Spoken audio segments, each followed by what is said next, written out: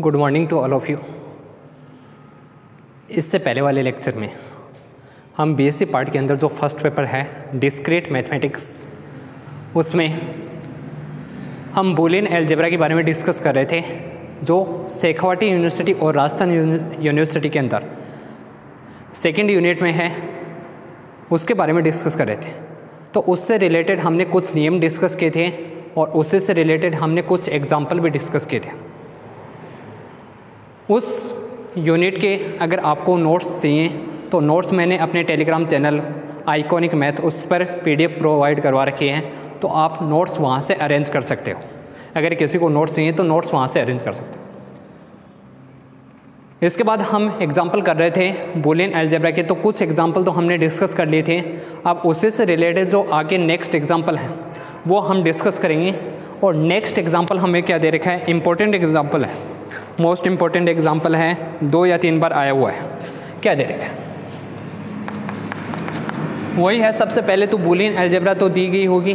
Boolean algebra को denote करते हैं B plus dot complement composition, जहाँ प्लस तथा डॉट बाइनरी ऑपरेशन होते हैं, द्विचर संक्रियाएं होती हैं।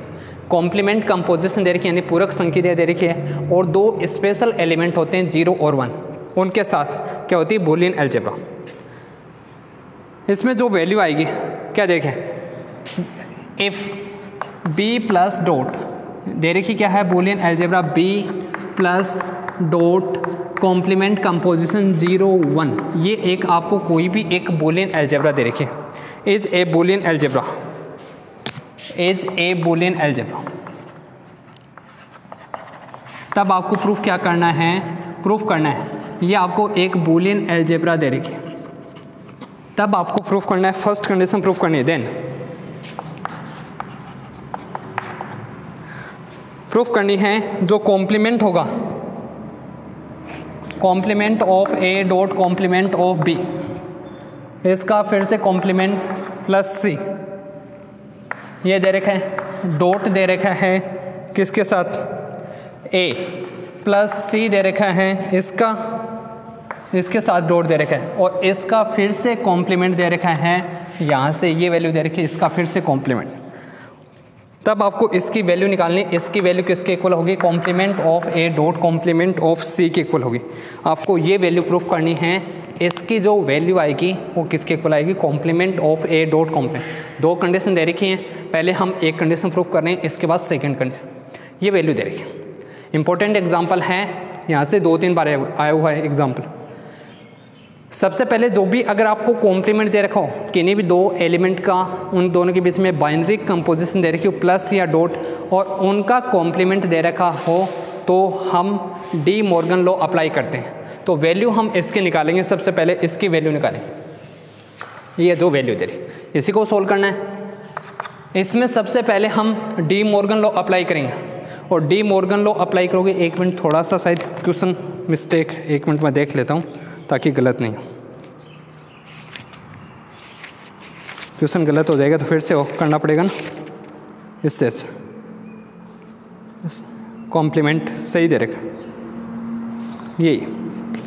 ये दे रखा है। तो सबसे पहले हम इसमें डी मॉर्गन लॉ अप्लाई करेंगे। डी मॉर्गन लॉ अप्लाई करोगी तो जहाँ पर डॉट दे रखा है, पहले ये एक एलिमेंट हो गया, ये एक एलिमेंट हो गया, ए डॉट बी का कॉम्प्लीमेंट, तो क्या होता है कॉम्प्लीमेंट ऑफ ए डॉट किस में चेंज हो जाएगा, प्लस में, कॉम्प्लीमेंट ऑफ बी आ जाएगा। डी मॉर्गन लॉ से हमारे पास वैल्यू आएगी कॉम्प्लीमेंट ऑफ ए दे रखा है, डॉट कॉम्प्लीमेंट ऑफ बी, इसका कॉम्प्लीमेंट आ रहा है प्लस सी आ रहा है, तो यहाँ से इसका कॉम्प्लीमेंट आएगा, ये वैल्यू आएगी। डॉट किस में चेंज हो जाएगा, प्लस में, और ये आएगा ए प्लस सी, इसका कॉम्प्लीमेंट आएगा बाई डी मॉर्गन लॉ से। डी मॉर्गन लॉ हमने पढ़ा था, वहाँ से हमारे पास वैल्यू आई। और डी मॉर्गन लॉ की कंडीशन क्या थी, कौन सी प्रॉपर्टी है, ये ए डॉट बी का जो कॉम्प्लीमेंट होता है, complement of a plus complement of b के इक्वल आता है, वो हमने प्रॉपर्टी कब मिली यहाँ से, ठीक है। अब यहाँ से फिर से कॉम्प्लीमेंट आ रहा है, तो वैल्यू आएगी complement of A dot complement of b. यहाँ पर कॉम्प्लीमेंट आ रहा है, तो कॉम्प्लीमेंट का फिर से कॉम्प्लीमेंट निकालोगे तो किसके इक्वल आएगा, उसी के इक्वल आएगा। प्लस किस में चेंज होगा, सी डॉट में, कॉम्प्लीमेंट ऑफ सी आ जाएगा, ये वैल्यू, यही वैल्यू आएगी। यहाँ से प्लस आ रही वैल्यू, और यहाँ पर भी फिर से क्या कौन सा नियम अप्लाई होगा, यहाँ से भी फिर से नियम अप्लाई होगा कौन सा, डी मॉर्गन लॉ। तो प्लस आ गया, इसमें भी De Morgan law apply, complement of A dot आएगा कॉम्प्लीमेंट ऑफ सी आएगा, किससे, फिर से बाई डी मॉर्गन लॉ, जो डी मॉर्गन लॉ है वही काम मिली उसी से। यहाँ से वैल्यू आएगी किसके इक्वल आ जाएगा, कॉम्प्लीमेंट ऑफ ए आ गया, डॉट आ गया कॉम्प्लीमेंट ऑफ बी, और यहाँ से किसके इक्वल आ गया, कॉम्प्लीमेंट ऑफ सी के इक्वल आ गया। यहाँ से वैल्यू आ गई, प्लस आ गया complement of A dot complement of C आ गया। अब इन दोनों में से आपको करना क्या है, complement of A dot c, इसमें भी आ रहा है इसमें भी, तो दोनों को साथ में लिखोगे तो वैल्यू आएगी ए कॉम्प्लीमेंट ऑफ ए, इनको चेंज करेंगे तो यहाँ से वैल्यू क्या आएगी, complement of B dot complement of A लिख सकते हैं, डॉट आ जाएगा कॉम्प्लीमेंट ऑफ सी, प्लस आएगा complement of A dot complement of सी आएगा। यहाँ से वैल्यू आएगी इसमें एसोसिएट, ये तो कौन सी प्रॉपर्टी काम में ली है, कॉम्यूटेटिविटी यानी क्रम विनिमयता, कॉम्यूटेटिविटी क्रम विनिमयता की कंडीशन है, ऑर्डर चेंज करोगे वहाँ पर कौन सा काम में आएगा, कॉम्यूटेटिविटी पर। यहाँ से एसोसिएटिविटी प्रॉपर्टी से यानी साचेरिय नियम से क्या लिख सकते हैं, A complement of A dot complement of C लिख सकते हैं, प्लस आएगा complement of A dot complement of C आ गया। ये हमारे पास वैल्यू आएगी एसोसिएटिव लॉ से, साचेरिय नियम से। वैल्यू क्या आ जाएगी, इन दोनों में से कॉमन आएगा तो यहाँ से वैल्यू क्या आएगी, इसकी वैल्यू आएगी कॉमन क्या आएगा, कॉम्प्लीमेंट, तो बी प्लस वन आएगा complement of B plus one, dot आ जाएगा complement of A dot com, किससे, बाई डिस्ट्रीब्यूटिव लॉ यानी बंटन नियम से, डिस्ट्रीब्यूटिव लॉ बंटन नियम से, वहाँ से हमारे पास सी कंडीशन है। और किसी भी एलिमेंट में अगर हम 1 ऐड करते हैं तो वैल्यू किसके इक्वल आती है, 1 के इक्वल, तो ये वैल्यू आएगी 1 आएगी, dot complement of A dot complement of सी आएगा, वैल्यू किसके इक्वल आ जाएगी, complement of A dot complement of C के इक्वल आएगा। ये हमारे पास इसकी वैल्यू आई। ठीक है, एग्जाम्पल कंप्लीट, यही प्रूफ करना था। समझ में आ गया, हाँ समझ में तो आगो हो पढ़ना तो आ गई है, इजी सी कंडीशन दे रखी है, नहीं पढ़ना कठिन हो। कुछ ऐसे एग्जाम्पल होते हैं जिसमें आपको कुछ कंडीशन ध्यान में रखनी होती हैं, बाकी सारे एग्जाम्पल लगभग 80% एग्जाम्पल या थ्योरम ऐसी होती हैं जो इजी होती हैं।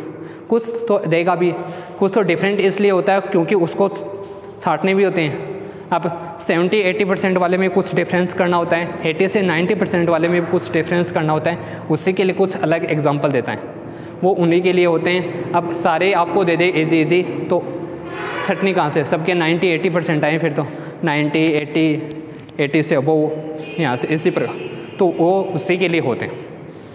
हाँ, वीडियो को जिसने लाइक नहीं किया है फटाफट वीडियो को लाइक करो, कर दिया, कर दो।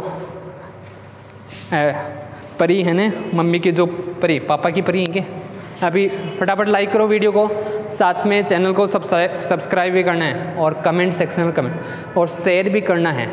इंस्टा आईडी पर इन पर शेयर करो अपनी, जितना ज़्यादा हो सके उतना शेयर भी करना। कर दिया, कौन करें कहीं तो, अब बात सुन के गुरु जी बोले कौन नहीं करा, मैं तो चाहे क्यों कर लो, वो है कहीं, ये भी डेट हो जावा ना, जहाँ क्या करा। सेकंड क्या दे रखा है, सेकंड दे रखा है A dot B dot C दे रखा है, plus complement of A dot B dot C plus A dot complement of B dot C plus A dot B dot complement of C, ये दे रखा है। इसकी वैल्यू निकालनी है, इसकी वैल्यू किसके इक्वल होगी, ए डॉट बी होगा प्लस बी डॉट सी आएगा और प्लस सी डॉट ए आएगा। ये वैल्यू आपको प्रूफ करनी है यहाँ से, ये कंडीशन इम्पोर्टेंट है, ये भी पहले वाली भी और ये दोनों ही इम्पोर्टेंट है, ये भी आई हुई। क्या आएगा, वैल्यू निकालते हैं। सोल्व करोगे तो सबसे पहले LHS को सोल्व करेंगे। क्या दे रखी value, A dot B dot C दे रखा है plus complement of A dot B dot C plus A dot B complement of B dot C plus A dot B dot complement of C, ये दे रखा है। इन दोनों में से कुछ कॉमन आ रहा होगा, आ रहा है क्या आ रहा है, बी डॉट सी, तो वो कॉमन लो पहले, तो वैल्यू क्या आएगी, यहाँ से आएगा डिस्ट्रीब्यूटिव लॉ से A plus complement of A dot B C आएगा, आ जाएगा।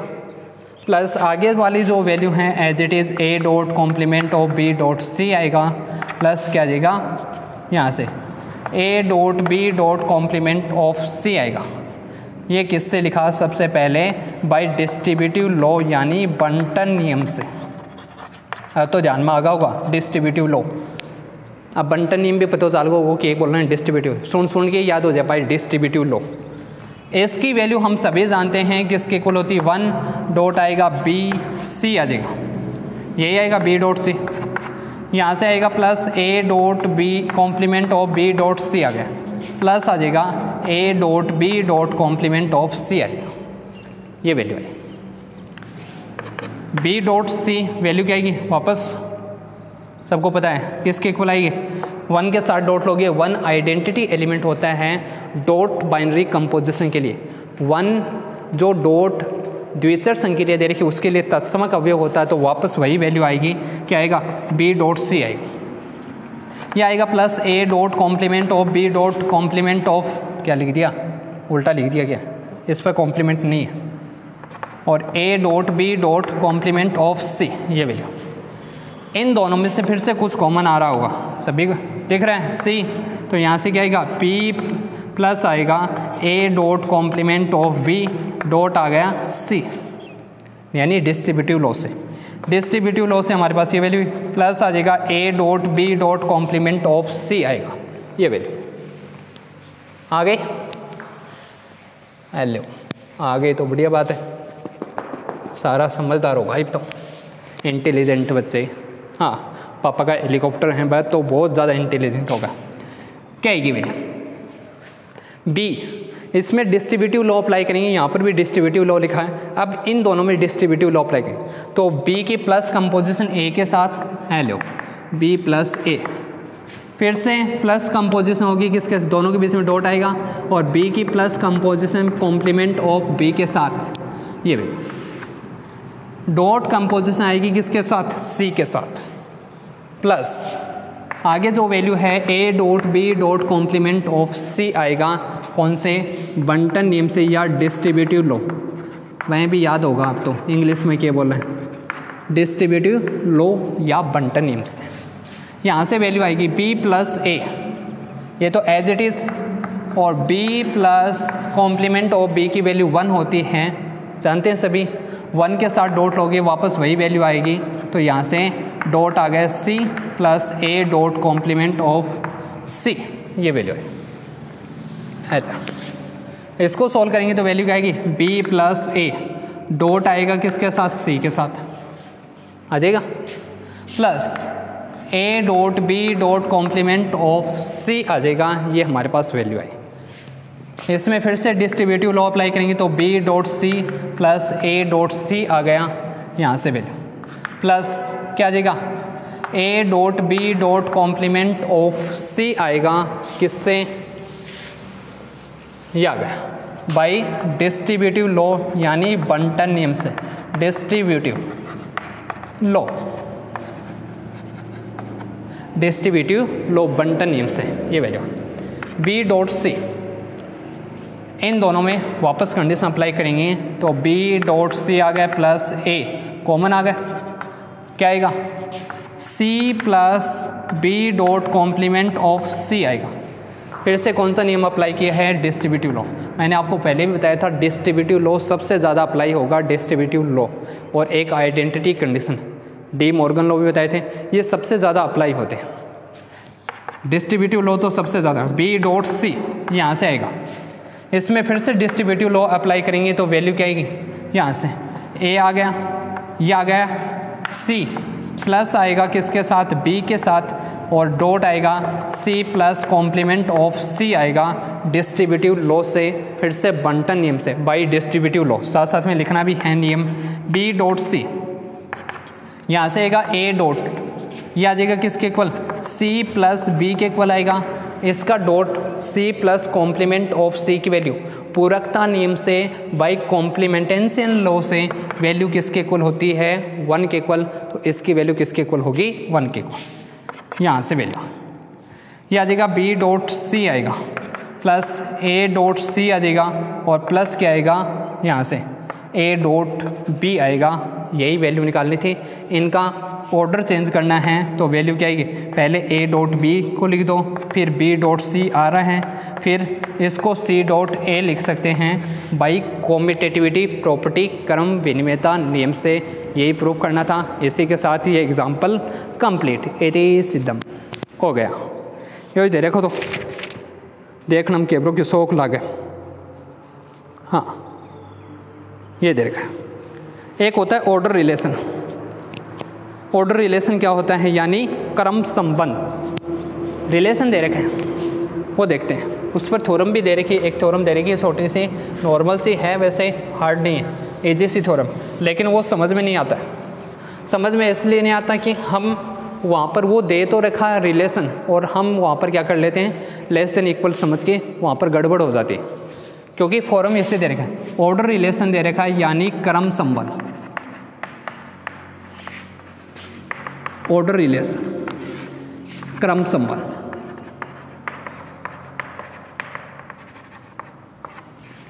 ये देखिए ऑर्डर रिलेशन है, इसको डिनोट किया जाता है इस साइन से, मतलब लेस देन इक्वल का जो साइन होता है उसी से डिनोट करते हैं ऑर्डर रिलेशन। ये रिलेशन है, जैसे हम रिलेशन काम में लेते हैं आर, उसी की तरह ये भी एक रिलेशन है।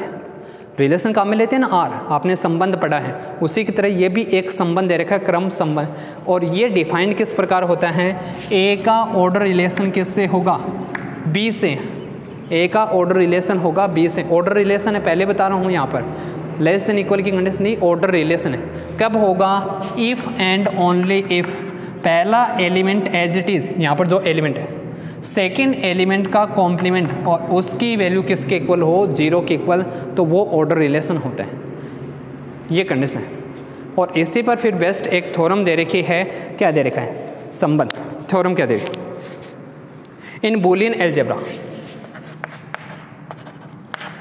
इन बूलियन एल्जेब्रा यानी बूलियन बीजगणित में, इन बूलियन एल्जेब्रा। अब ये मत सोचना सर इंग्लिश में लिख रहे हैं, वही आपको पता है बूलियन एल्जेब्रा क्या होती है। बूलियन बीजगणित नोट करते हैं B plus dot complement composition 0 1। इसमें तो सीधी सी बात है, क्वेश्चन देख लेना। बूलियन एल्जेब्रा में आपको दे रखा है में ऑर्डर रिलेशन या द्वि आधारी, इसको बाइनरी रिलेशन भी बोलते हैं, दोनों एक ही होते हैं। बाइनरी रिलेशन भी होता है। बाइनरी रिलेशन यानी द्वि आधारी संबंध में बाइनरी रिलेशन,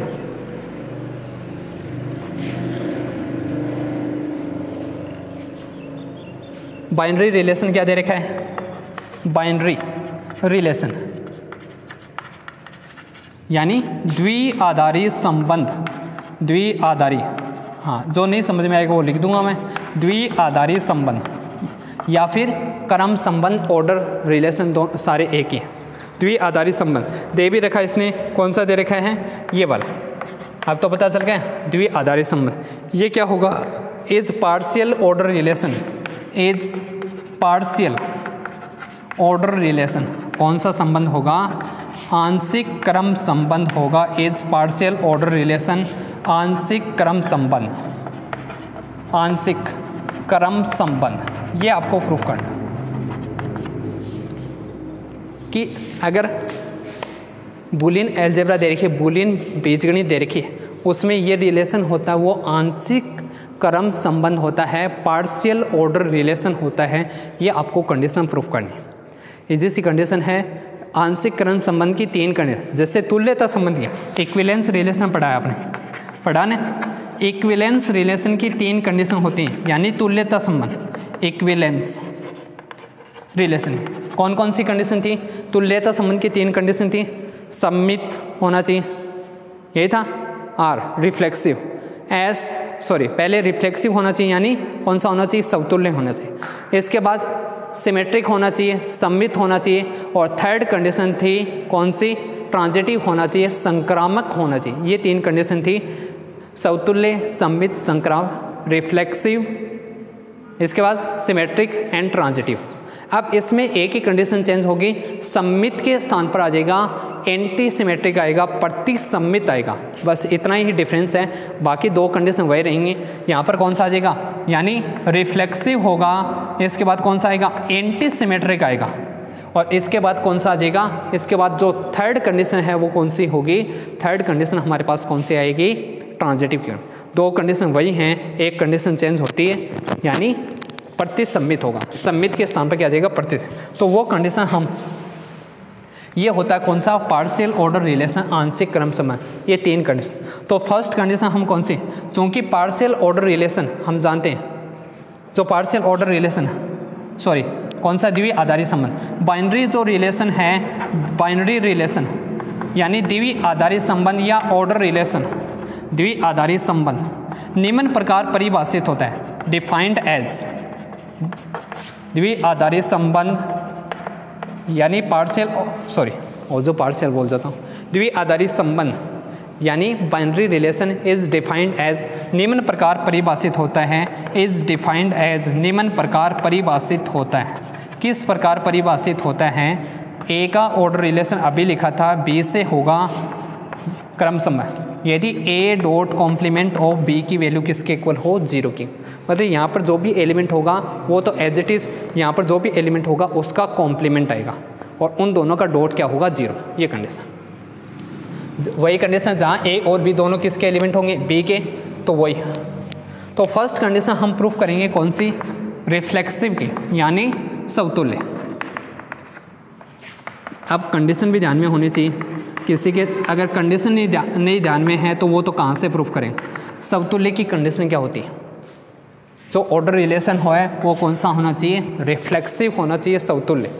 समतुल्य कंडीशन होती है, ए का रिलेशन ए से होना चाहिए, अगर ए बी में आ रहा है तो ए का रिलेशन बी ए से होना चाहिए, बी अगर आ रहा है तो बी का रिलेशन किससे होना चाहिए, मतलब ए में जो यहाँ पर दे रखा है बी दे रखा है, तो बी में जितने भी एलिमेंट होंगे उनका खुद से रिलेशन होना चाहिए। हमने कोई भी एलिमेंट ले लिया, लेट ए एलिमेंट ले लिया किसका, बी का, और बी क्या है, बी एक बूलियन एल्जेब्रा है, B is Boolean algebra, Boolean algebra ही तो है, यानी बूलियन बीजगणित है, और बूलियन एल्जेब्रा है तो कंडीशन क्या आएगी, देन तब एक ऐसा यूनिक एलिमेंट होगा, देन तब एक अद्वितीय अवयव, यूनिक एलिमेंट, एक अद्वितीय अवयव कौन सा होगा, इसका जो कॉम्प्लीमेंट है, कॉम्प्लीमेंट ऑफ ए, ये भी किस में होगा, बी में होगा, तब then there exist a unique element complement of b, किस प्रकार होगा, ताकि कौन सी कंडीशन आएगी, सच दैट, कंडीशन हमारे पास कौन सी आएगी, इसकी जो कंडीशन आएगी कौन सी आएगी, ए डॉट, हम जानते हैं ए डॉट ए का जो कॉम्प्लीमेंट होता है उसकी वैल्यू किसके इक्वल होती है, जीरो की, तो वही कंडीशन है, कॉम्प्लीमेंट की कंडीशन है, पूरकता। और इस कंडीशन से यहाँ से चेक करो, अगर इसकी वैल्यू जीरो है तो बी के स्थान पर भी क्या होगा, यहाँ पर ए ही आ रहा है, तो यहाँ से क्या लिख सकते हैं, दिस इम्प्लाइज ए का ऑर्डर रिलेशन किससे होगा, ए से, जहाँ पर आर आ रहा था वहाँ पर ये रिलेशन ही है, जहाँ ए किसका एलिमेंट है, बी का, इसका मतलब रिलेशन कौन सा हो जाएगा, जो रिलेशन होगा यहाँ पर जो रिलेशन दे रखा है यही दे रखा है, और ये कौन सा हो जाएगा, रिफ्लेक्सिव होगा, यानी समतुल्य होगा, ये रिफ्लेक्सिव हो जाएगा। नेक्स्ट जो कंडीशन, सेकंड कंडीशन कौन सी आएगी, ये तो रिफ्लेक्सिव हो गया, सेकंड कंडीशन आती है एंटी सिमेट्रिक की कंडीशन, एंटी सिमेट्रिक, क्या लिख दिया,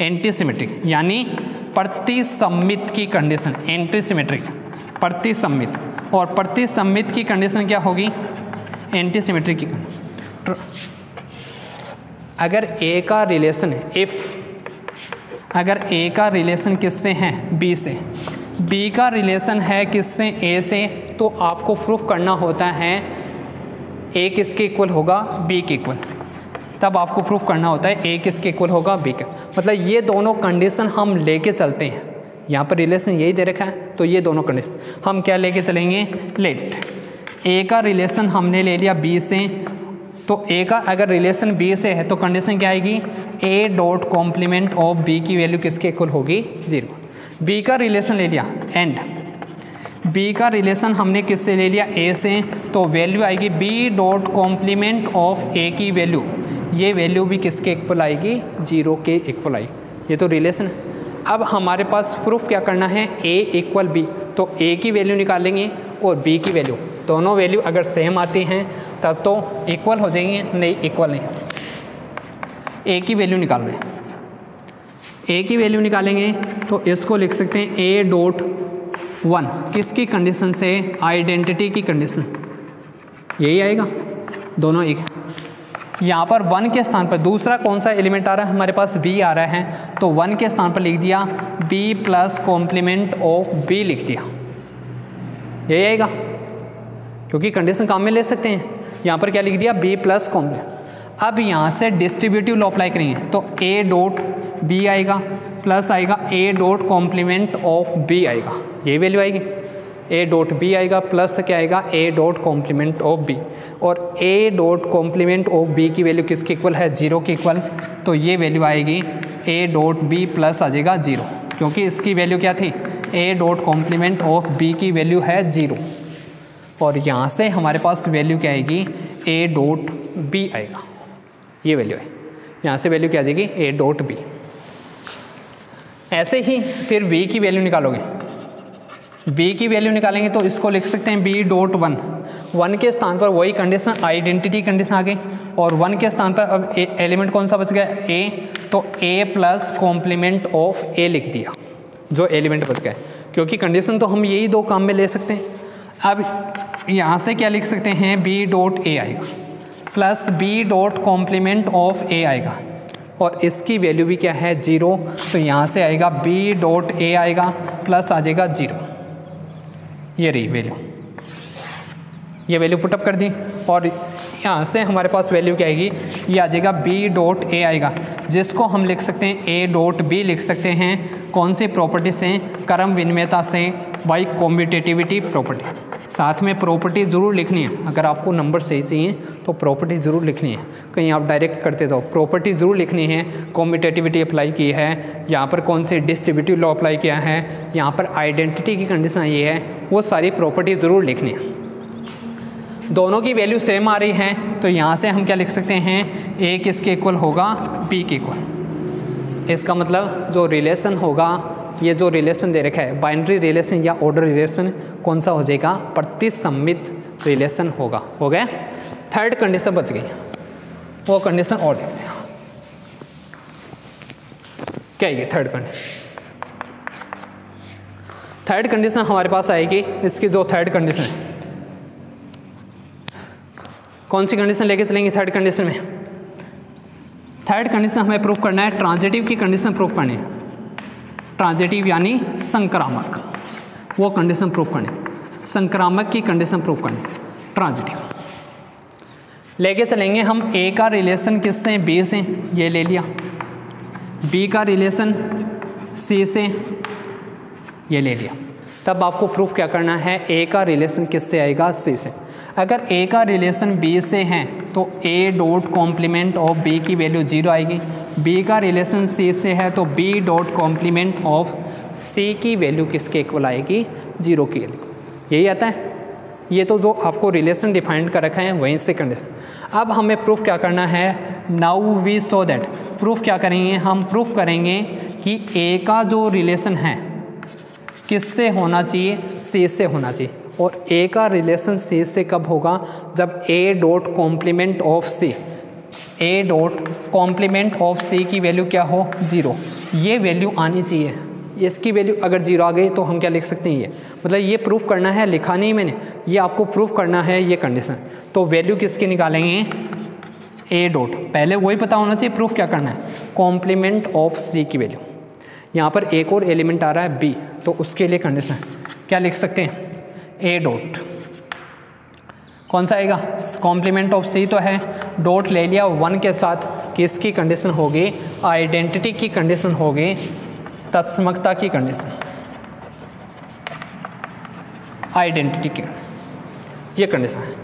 यहाँ से हमारे पास जो वैल्यू आएगी वो किसके इक्वल आ जाएगी, a dot complement of c की वैल्यू डॉट 1 के स्थान पर लिख सकते हैं कॉम्प्लीमेंट ऑफ सी तो था, B plus complement of B लिख सकते हैं क्योंकि बी एलिमेंट बचा है, बी भी तो आ रहा है इसमें। तो यहाँ से अब हमारे पास कंडीशन क्या आएगी, देखो डॉट करोगे ये एक एलिमेंट, डिस्ट्रीब्यूटिव लॉ अप्लाई करेगा तो A dot complement of C dot आएगा B plus A dot complement of सी आएगा डॉट आएगा कॉम्प्लीमेंट ऑफ बी आएगा।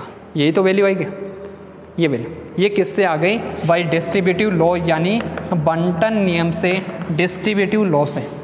अब हमारे पास A dot complement of B आ रहा है, ये ए रहा, इसके लिए कंडीशन क्या, इसमें कॉम्प्लीमेंट ऑफ बी नहीं है तो इसमें ये लगा सकते हैं B dot complement of C, तो इन दोनों को साथ में लिखना है। यहाँ से A dot complement of B इन दोनों को साथ में लिखना है। तो ये करें, पहले इसमें क्रम विनिमयता प्रॉपर्टी कॉम्पिटेटिविटी लगाएंगे तो सी क्या आएगा, इसको तो एज इट इज, इसको तो लिख दिया एसोसिएटिव लॉ से कॉम्प्लीमेंट ऑफ सी डॉट आएगा बी, इसको इसके साथ। यहाँ से इसमें हमने क्रम विनिमयता अप्लाई किया तो complement of C dot A आएगा डॉट आ जाएगा कॉम्प्लीमेंट ऑफ बी, ये भी। इसमें क्रम विनिमयता नियम अप्लाई करेंगे, इसमें एसोसिएटिव लॉ अप्लाई करेंगे तो यहाँ से क्या आएगा ए डॉट आ गया, इन दोनों को चेंज करेंगे तो B dot complement of C आ गया, यही वैल्यू आएगी। यहाँ से दिख तो रहा है क्या,